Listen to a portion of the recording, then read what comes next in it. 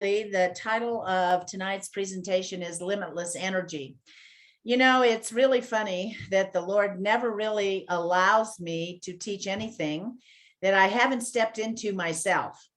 And that's why I was giggling when Shannon was talking about us stepping into our limitlessness, because we've really been tested on that this week. What this is going to do is it's going to begin the shifting of our DNA. And this is in preparation for the restoration of our immortality and ultimately for our transfiguration. All of those of you that have been with me for a while, you know that those are two of my mainline messages, is the restoration of longevity and immortality and the ultimate seventh day transfiguration of the corporate Son of Man. Like I said, I'm going to start this off with a few testimonies because I want to prove that everything that I'm saying in here is not only true of me, but can be true of you. My introduction to the limitlessness of energy first began when the Lord hit me in the gut with the sound of all creation groaning. And when this happened, I went down on the floor. Whoops, sorry. I don't know why that's not coming off of there. I went down on the floor, and for 7 solid days, I just groaned and groaned and groaned without any time at all to go and eat, to take a drink of water, to get up and go to the bathroom. So for those 7 days, 24 hours around the clock, all I could do was groan. Now, that's humanly not possible. And in fact, my poor husband, he told the girls, we've got to take her to the hospital or get her shot up with something because she can't just continue to go on like this. And the girls were spiritual enough.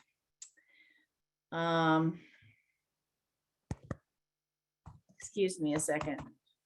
The girls were spiritual enough to recognize the fact that they said to their Daddy, I don't think I would touch that with a 7-foot pole, because they recognized that God was doing something very deep in me.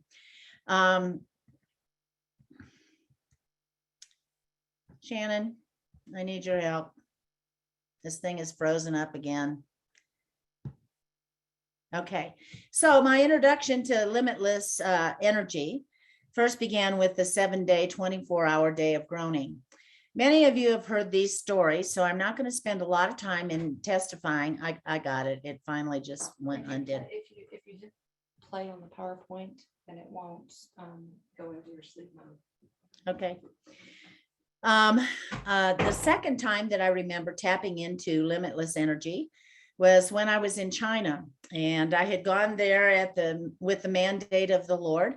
And not knowing what I was going to do, how I was going to live, I had enough money to fly there, but no money to stay there. And I didn't know any people. I didn't speak any Chinese. I didn't have any agenda. I just went because God told me to go. And as a result of that, through a series of events, I ended up in being introduced to the underground home cell church system of China. On my very second day in China, they took me into a cave church.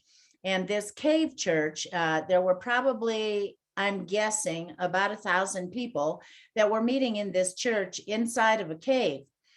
During the course of that time, I actually preached and taught with a translator for 5 solid days, 24 hours around the clock without sitting down.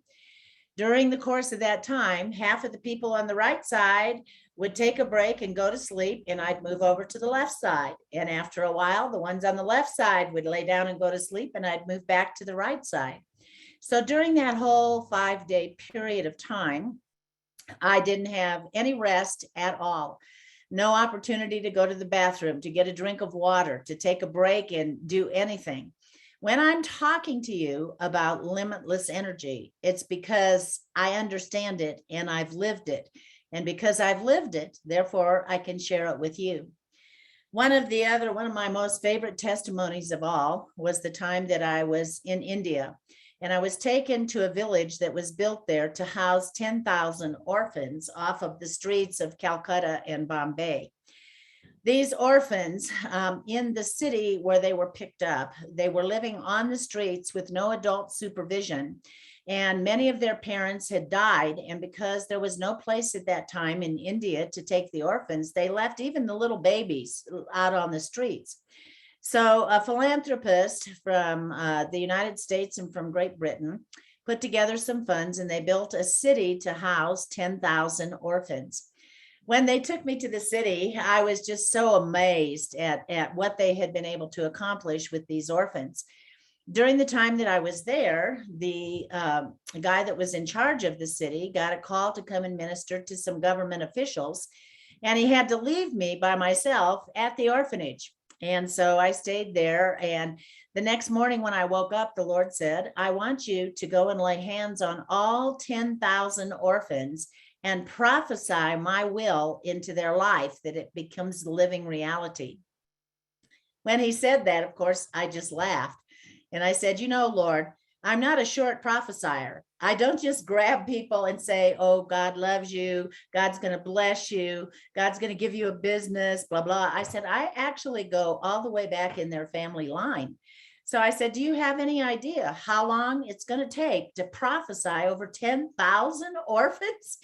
And of course, he just laughed at me like he always does, like I'm some kind of silly little girl who can't put two and two together. And he said, do you think that I would ask you to do something and then not make the way straight for you to do it? And so sure enough, for the next 10 days, 24 hours around the clock for 10 solid days, I didn't eat anything. I didn't take a drink of anything. I didn't even go to the bathroom. I had a doctor one time who called me a liar, and he said, it's humanly impossible for anybody to go 10 days without going to the bathroom and not die. It's humanly impossible for anybody to go 10 days without any water. And I said, exactly. It's humanly impossible because it's not human, it's spirit. At the end of that 10 days, when the spirit lifted, all of a sudden I felt like somebody better show me a bed or I'm just going to fall over, because I came back down into my earthly estate from the position that I had been functioning in my heavenly estate. I was walking across the courtyard to go back to the dorm where I was, where they had a bed for me to lay down. And all of a sudden this huge old World War II siren went off, and all the lights in the whole city came on at 3:00 in the morning, and 10,000 orphans came down to the center of the city. And they put me in the center of the city and raised their hands to me and prayed for me in the spirit, praying in tongues for 2.5 hours. And I just went over on the ground, weeping and sobbing and crying. And I thought, oh my God, if any prayer would ever hit the throne of God, 10,000 orphans.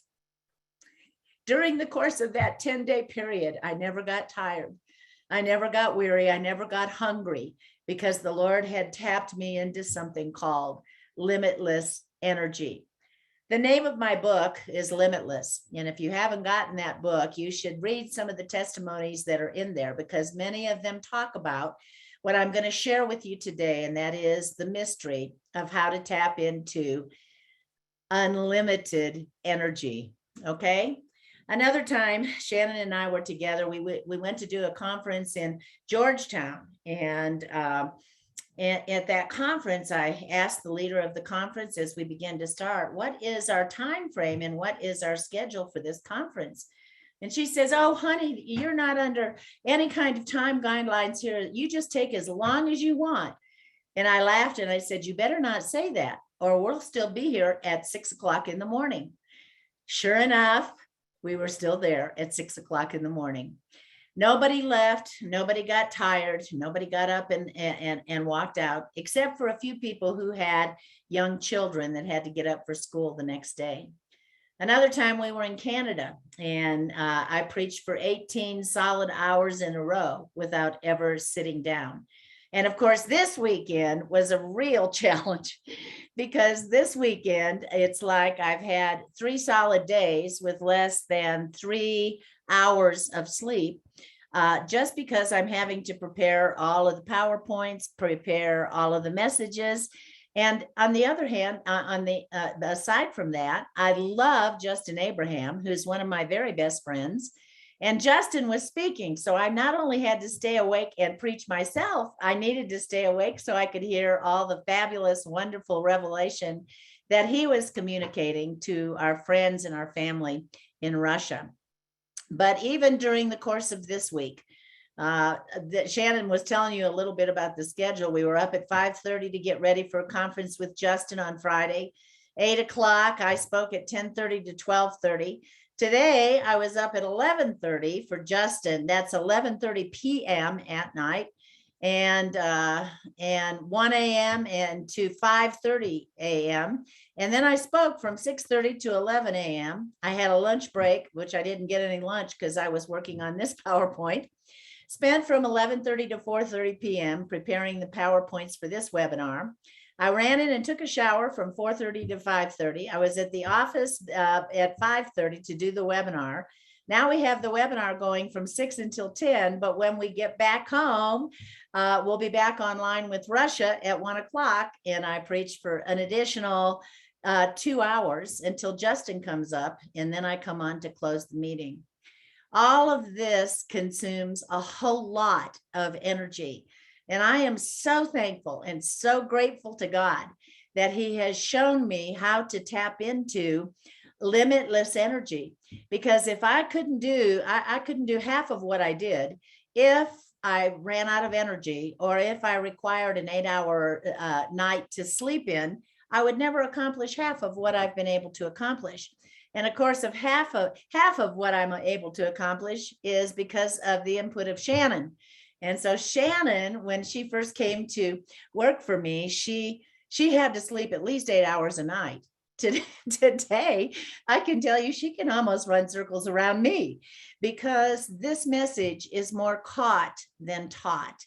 It's not something, so as I am sharing this mystery with you, I want you to reach out and just catch it all for yourself in the spirit, because trust me, you're coming into a time when you're going to be able to function and operate on what I call limitless energy.